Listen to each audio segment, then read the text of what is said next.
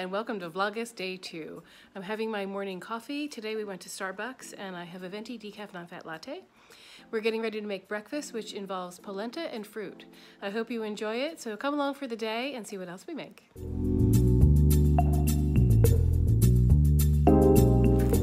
Polenta comes in a big kind of wet brick and it's wrapped in plastic. But you can cut it in slices and it's perfect for grilling or baking in the oven, and we're going to bake some polenta for breakfast and surround it with fruit.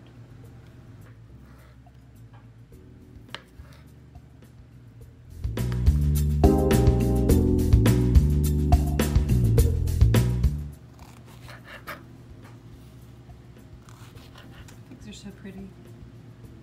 Did you know that they're actually an inverted flower? I think that's fascinating.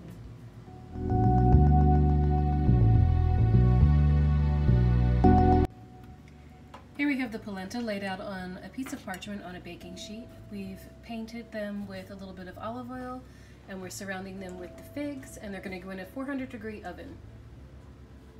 We've also sprinkled them with a little salt and pepper, and now they're going in the oven.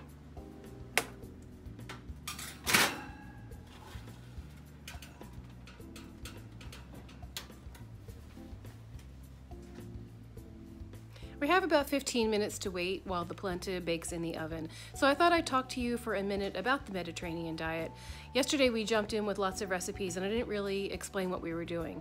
Last Vlogust, we deep dived into the Mediterranean diet for the entire month. And it was very easy to just feel great and lose weight without really any kind of hardship. It was just a matter of food choices. So I didn't go hungry, I didn't really deprive myself of anything. It was really portion control and a matter of adding really good healthy food to each meal. So I added lots of vegetables, and that's really become a habit for me. So today I wanted to make this breakfast that has a lot of fruit in it because personally I don't remember to eat fruit, and I love fruit, but I just don't think about it. It's not part of my just daily lifestyle. So while vegetables have become a habit for me, and I'm really glad that they have, and I add them to every meal and as many as I can. Fruit hasn't become a habit, so I'm trying to make that a habit. So if you just add a little bit of fruit to each of your breakfasts, or maybe as your afternoon snack, or just tag a little piece of it onto your lunch or something like that, I think it'll be very beneficial for you, and I hope you enjoyed this breakfast.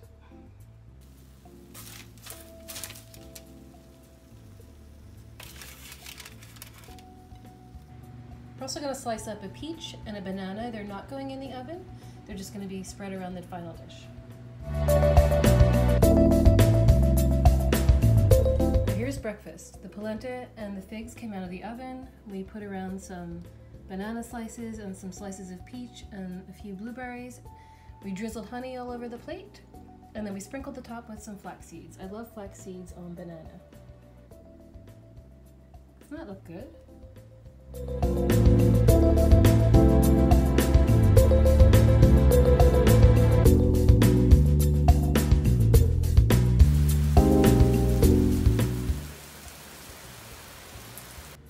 Lunch is going to be this beautiful piece of mackerel. Mackerel is very high rated on the Mediterranean diet for its omega-3 fatty acids. We're putting on a little olive oil and salt, pepper, and oregano. We baked the fish at 400 degrees for 20 minutes under foil, and now we're going to do the big reveal.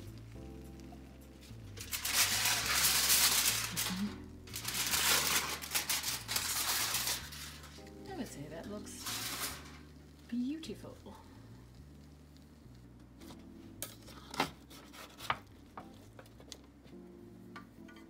Fish for two.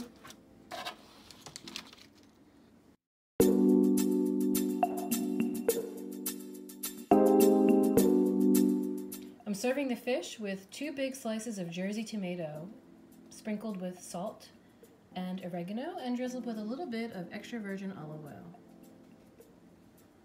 Looks good to me.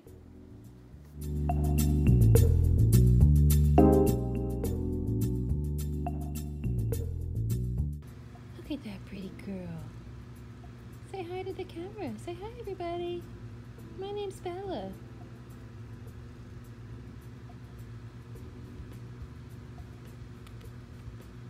Look over here. Look at those eyes.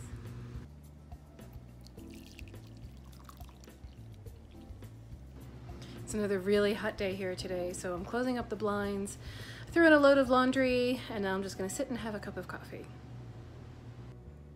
We bought the zucchini noodle vegetable mix at the farm market yesterday. We want to make vegetable lasagna tonight. I just figured this would make it so much easier because I'm certainly not going to cut anything that looks like this into zucchini noodles. I don't mind chopping vegetables, but that's a little extreme. So I think this will be a good basis, and we'll see if it's enough once we start sauteing it. We might have to supplement it with some other vegetables just so we have enough filling. We have a little olive oil in our trusty La Creuset pan. And we're just going to warm these noodles up, get them a little soft so that they're a little pre-cooked before we put them in the lasagna. Our vegetables shrunk down quite a bit during the saute process, so we've boosted it up with some cauliflower and some spinach. We're making a bechamel sauce for the lasagna, and the first thing we're doing is melting some butter. And now we're adding flour a little at a time.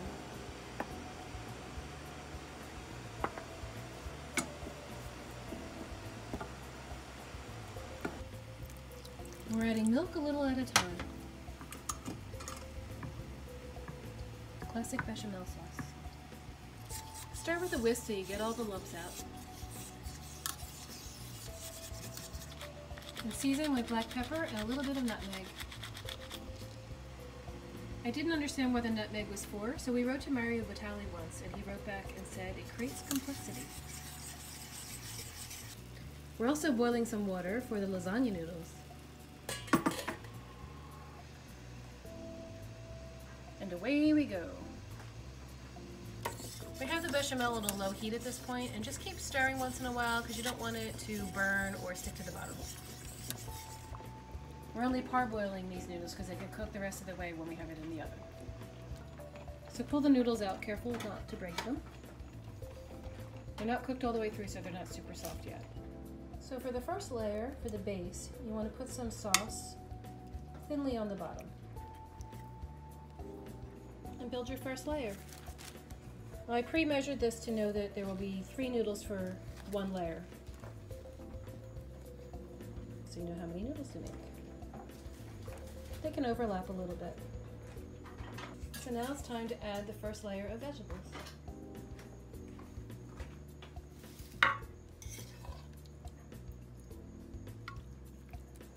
Just try to spread them out evenly.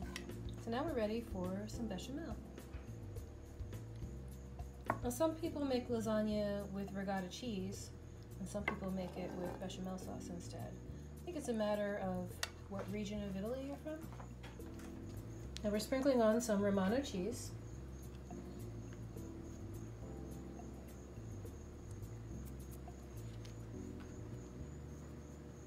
And now a little bit more sauce.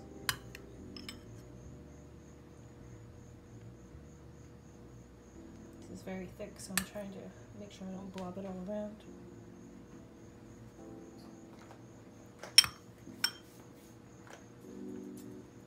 This is just a leftover tomato sauce from last night. So any tomato sauce that you've used and had left over, no matter when I make it, I usually have some left over. So if you make spaghetti, I'm sure you have some tomato sauce left over somewhere.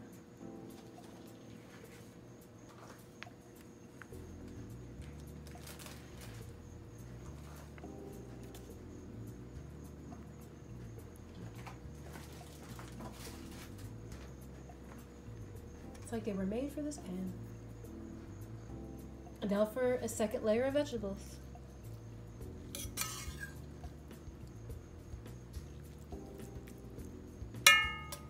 You don't really need a ton of vegetables.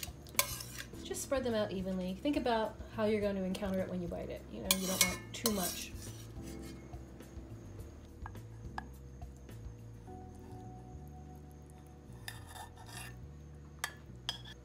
And now the top layer is a 6-cheese Italian blend because you want something that gets nice and bubbly and melty on top.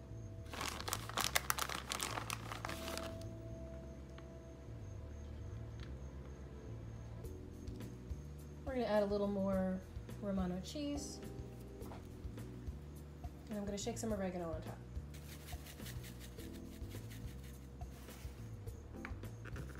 And now it's going into the oven. I put it in a 385-degree oven And you might want to put it on a baking sheet because it might start to bubble over. You don't want that getting all inside your oven. Well, here it is after 40 minutes, and I think that looks done. You can always put the broiler on if you want it a little more brown on top.